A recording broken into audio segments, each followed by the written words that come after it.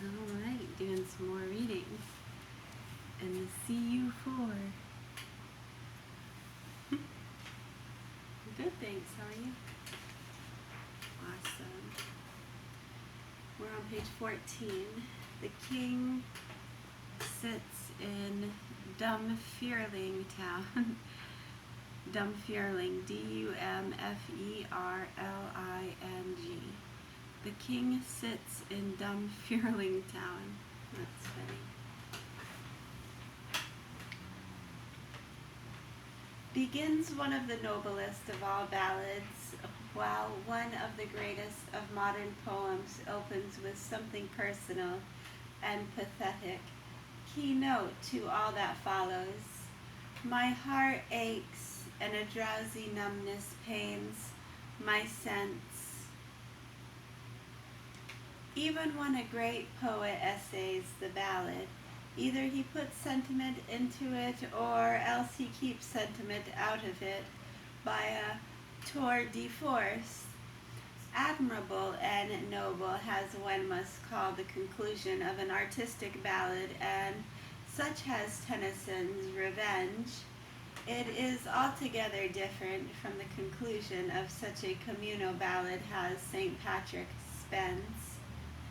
That subtle quality of the ballad which lies in solution with the story, and which, as in Childe Maurice or Babylon or Edward, compels in us sensations akin to those called out by the sentiment of the poet, is a wholly impersonal, if strangely effective quality, far removed from the corresponding elements of the poem of art. At first sight, one might say that Browning's dramatic lyrics had this impersonal quality, but compare the close of Give a Ruse, chorus, and all with the close of Childe Maurice, that swift and relentless stroke of pure tragedy which called out the enthusiasm of so great a critic as Gray. The narrative of the communal ballad is full of leaps and omissions. The style is simple to a fault. The diction is spontaneous and free. Assonance frequently takes the place of rhyme, and a word often rhymes with itself. There is a lack of poetic adornment in the style quite as conspicuous as the lack of reflection and moralizing in the matter. Metaphor and simile are rare, and when found are for the most part standing phrases common to all the ballads. There is never poetry for poetry's sake. Iteration is the chief mark of ballad style, and the favorite form of this effective figure is what one might call incremental reception. The question is repeated with the answer. Each increment in a series of related facts has a stanza for itself, identical, save for the new fact, with the other stanzas. Babylon furnishes good instances of this progressive iteration. Moreover, the ballad differs from earlier English epics in that it invariably has stanzas and rhyme. Of the two forms of stanza in the two-line stanza, with a refrain is probably older than the stanza with 4 or 6 lines.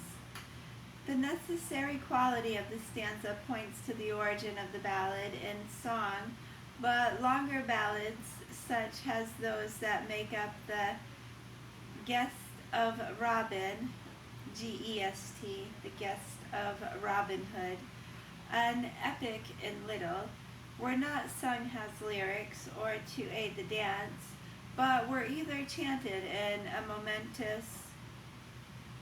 monotonous fashion, or else recited outright. Chappell in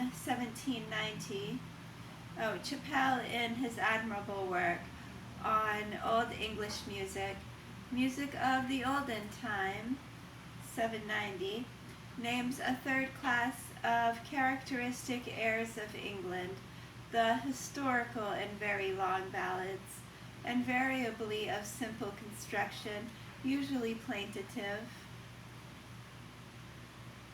usually plaintive. They were rarely, if ever, used for dancing.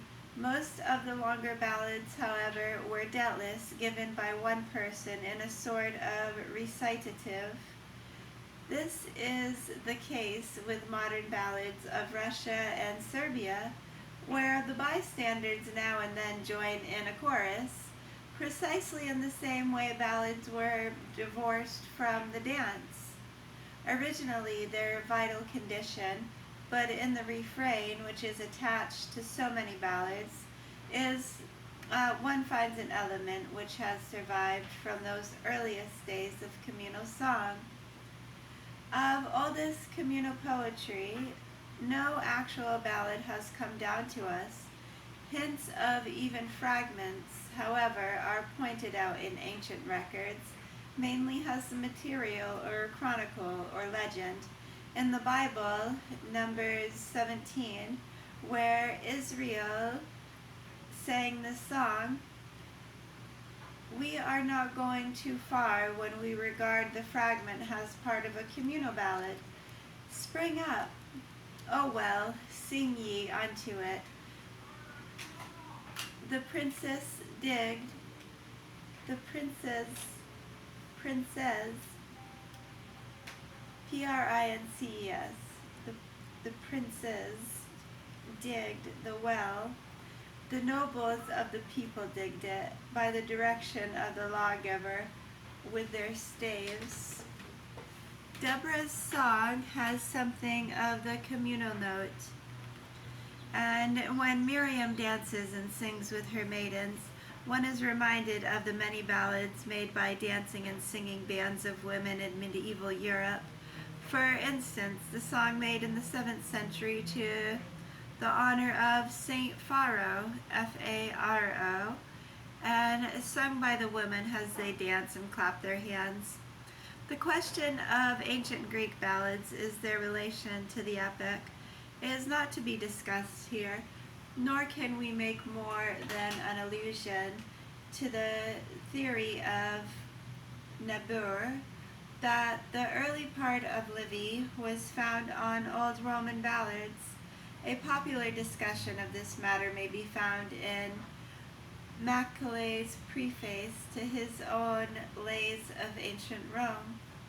The ballads of modern Europe are a survival of older communal poetry, more or less influenced by artistic and individual conditions of authorship, but wholly impersonal and with an appeal to our interests which seems to come from a throng and not from the solitary poet. Attention was early called to the ballads of Spain, printed at first as broadsides. They were gathered into a volume as early as 1550. On the other hand, ballads were neglected in France until very recent times. For specimens of the French ballad, and for an account of it, the reader should consult Professor Crane's Chanson's Popularities. Professor Crane Chanson's Populaires de France, New York, 1891. It is with ballads of the Germanic race, however, that we are now concerned. Denmark, Norway, Sweden, Iceland, and Faroe Islands, Scotland and England, the Netherlands, and Germany. All of these countries offer us admirable specimens of the ballad, particularly the great collections of Grundtvig, Denmark's Gemil Folksviser, Folkeviser, Folkeviser, Denmark's Gemel Folkeviser. So maybe advised about the folks. Or maybe, I don't know. For Denmark and of Child, the English and Scottish popular ballads, for our own tongue, show how common, decent, or borrowing connects the individual ballads of these groups. Almost every Norwegian, Swedish, or Icelandic ballad says Grundtvig, is found in a Danish version of Scandinavian ballads. Moreover, a larger number can be found in English and Scottish versions than in German or Dutch versions. Again, we find certain national preferences in the character of the ballads which have come down to us. Scandinavia kept the old heroic lays. Campoviser, Germany wove them into her epic Has Witness, the Nibelungen lay, but England and Scotland have none of them in any shape. So too the mythic ballads, scantily represented in English and practically unknown in Germany, abounds in Scandinavian collections. The Faroe Islands in Norway, as Grundtvig tells us, shows the best record for ballads preserved by oral tradition, while noble ladies of Denmark 3 or 4 centuries ago did high service to ballad literature by making collections in manuscript of the songs current then in the castle as in the cottage. For English, one is compelled to begin the list of known ballads with the 13th century.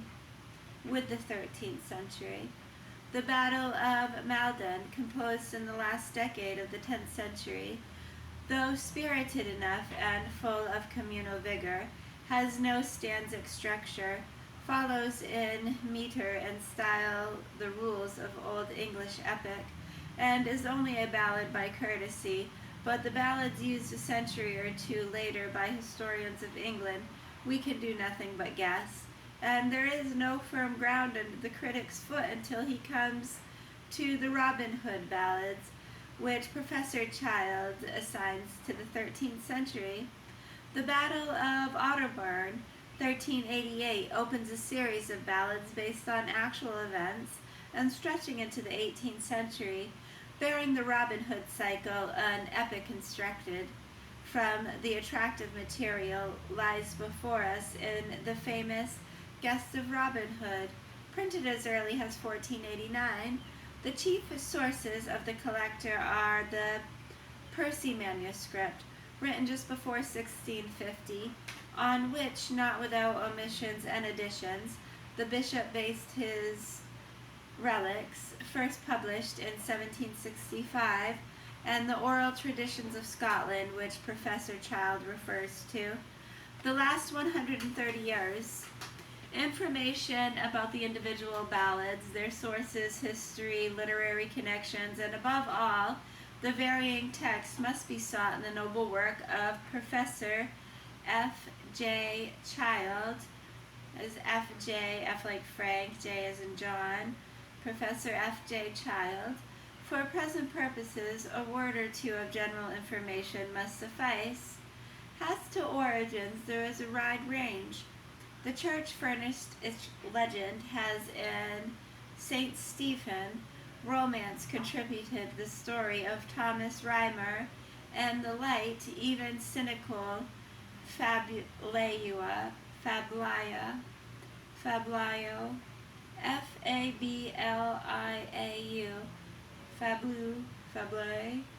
is responsible for the boy and the mantle. Ballads which occur in many tongues either may have a common origin or else may owe their manifold versions, as in the case of popular tales, to a love of borrowing, and here, of course, we get the hint of wider issues.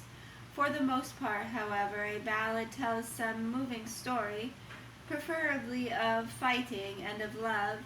Tragedy is the dominant note, and English ballads of the best type deal with those elements of domestic disaster so familiar in the great dramas of literature, in the story of Orestes, or of Hamlet, or of the Cid.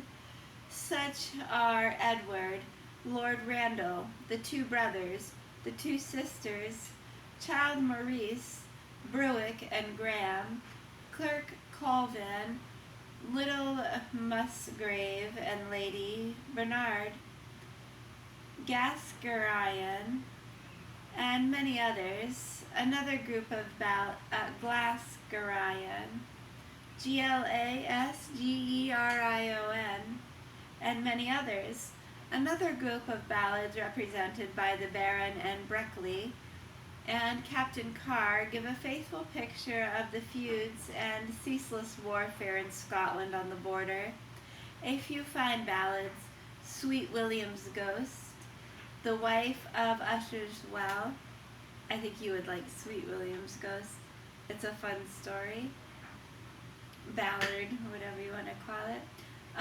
Sweet William's Ghost, The Wife of Usher's Well, touch upon the supernatural of the romantic ballads. Child Waters shows us the higher and Young Brecon, the lower but still sound and communal type. Incipient dramatic tendencies mark Edward and Lord Randall, while on the other hand a lyric note almost carries Bonnie George Campbell out of balladry. Bonnie George Campbell out of balladry. Finally, it is to be noted that in The Nut Brown Maid, which many would unhesitantly refer to this class of poetry, we have no ballad at all, but a dramatic lyric, probably written by a woman and with a special plea in the background. F.B. Gamere. Robin Hood and Guy of Gisborne. When shaws burn sheen and shrads full fray, and leaves both large and long, it is merry walking in the fray forest to hear the small bird's song. M-E-R-R-Y, it is merry walking in the fray forest to hear the small bird's song. The wood's wheel sang and would not cease amongst the leaves alin, and it is by two white women, by dear God that I mean. Methought they did me beat and bind, and took my bow me fro. If I be Robin alive in this land, I be rockin' on both two them, on both them two. This ballad is a good specimen of the Robin Hood cycle and is remarkable for its many proverbial and alliterative phrases. A few lines have been lost between stanzas, and Gisborne is a market town in the westridge of the county of York, on the borders of Lancashire. For the probable tune of the ballad, see Chappell's Popular Music of the Olden Time. Woodgroves. This touch of description has the outset is common in our old ballads, as well as in medieval German popular lyric, and many perhaps spring from the old summer lays and chorus of pagan times. Beautiful German, Schon, how would you say that? S-C-H-O-N. Copses, or openings in a wood. Coppices, or opening in a wood. In some glossaries, the woodpecker, but here, of course, a songbird, perhaps, as Chappell suggests, a woodlark. A on lin, lime or linden, L-I-M-E, lime or linden. Sturdy, brave.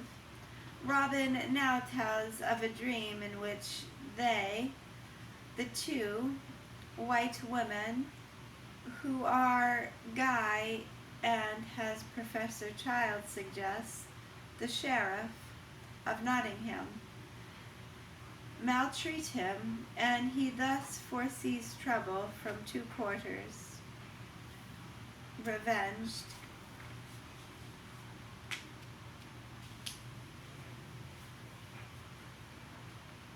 Swathins our swift master, quoth John, has the wind that blows o'er hill, for if it be never so low this night, Tomorrow it may be still. Busk ye, brown ye, my merry men all, for John shall go with me, for I'll go seek yond white yeomen in greenwood where they be. They cast on their gown of green, a shouting, gone are they, until they came to the merry greenwood, where they had Gladys be. There were they, where of white yeomen his body leaned unto a tree. A sword and a dagger he wore by his side, had been many a man's bane, and he was clad in his couple hide, top and tail and mane. Stand you still, master, quoth Little John, under this trusty tree, and I will go to yond white yeoman to know this meaning truly, to know his meaning truly. John, by me thou setst nor store, and that's a farly thinge. How oft send I my men before, and tarry myself behind? It is no cunning a knave to ken, and a man but hear him speak, and it were not for bursting of my bow, John, I would thy head break. John, I would thy head break. But oft in words thy bread and bale, that parted Robin and John. John is gone to Barnesdale, that gates he knows eke one. And when he came to Barnesdale, guest heaviness there he held, great heaviness there he had. He found two of his fellows, were slain both in a slade, and scarlet a foot flying was over stocks and stone, for the sheriff was 70 men. Fast after him is gone, yet one shoot I'll shoot, says Little John, with Christ his might and main. I'll make yond fellow that flies so fast to be both glad and fain. John bent up a good yew bough, and fettered him to shoot. The bough was made of a render bow, and fell down to his foot. Woe worth the wicked wood, said Little John, that ere thou grew on a tree, for this day thou art my bail, my boot when thou should be. The shoot it was but lancely shot, the arrow flew in vain, and it met one of sheriff's men, good William a Trent was slain. It had burned better for William a Trent to hang upon a gallows, than for to lie in greenwood, there slain with an arrow. And it is said before men, and it is said when men be met, 6 can do more than 3, and they have ta'en Little John and bound him fast to a tree. We will pause there on page 20. Yes, I gotta check my rise. My goodness, already after 6. Where does the time go?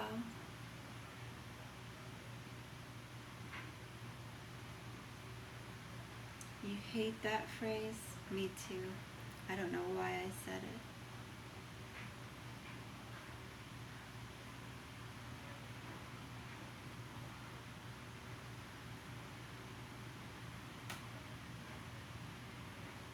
Good, good.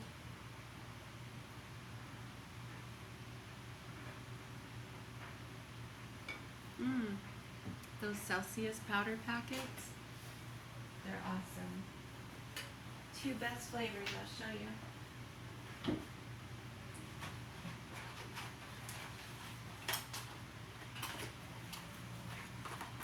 The 2 best flavors of the Celsius are the strawberry mango and the strawberry coconut. These are really good. You get a packet, put some in your water, drink it up, it's really good. No high fructose corn syrup, no aspartame, no artificial colors, essential vitamins proven in 6 published university studies. In 2005, vitamin industry entrepreneurs created Celsius. How does it work? Celsius proprietary Meta Plus formula, including green tea with EGCG, ginger, and guarana seed, turns on thermogenesis, a process that boosts your body's metabolic rate. Drinking Celsius prior to fitness activities helps energize, accelerate metabolism, and burn body fat and calories. Your ultimate fitness partner. You get a good dose of chromium, pantothenic acid, biotin, B12, B6, niacin, riboflavin, vitamin C, a little bit of calcium, 50 mg's of calcium, 60 mg's of vitamin C.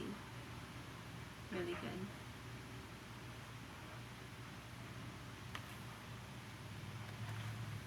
Yeah, we love these. Yeah, he loves them.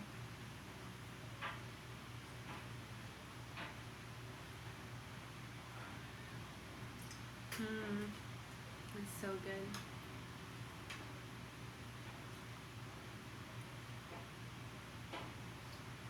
Yummy.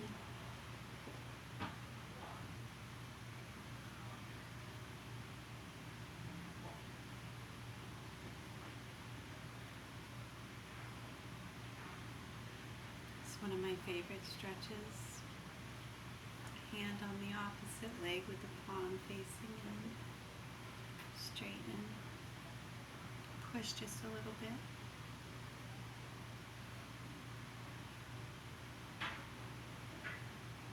You'll feel a difference too when you put your arm out to the side, bring it down, do it like this to crisscross applesauce.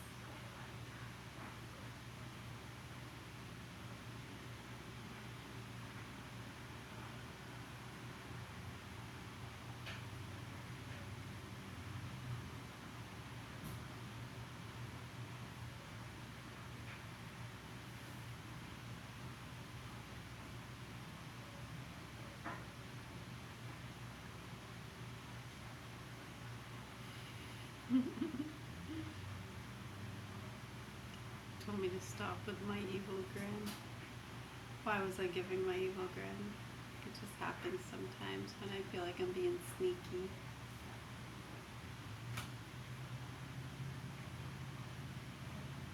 Yeah, that sneaky look could be about a lot of different things. I guess it's a matter of what you're willing to deal with.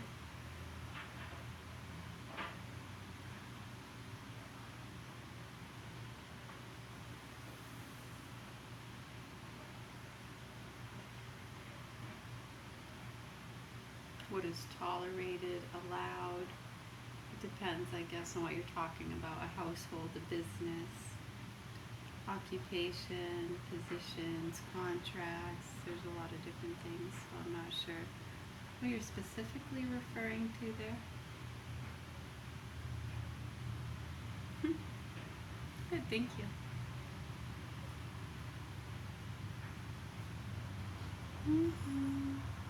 You're welcome. Yeah, we'll read some more later on page 20, yeah?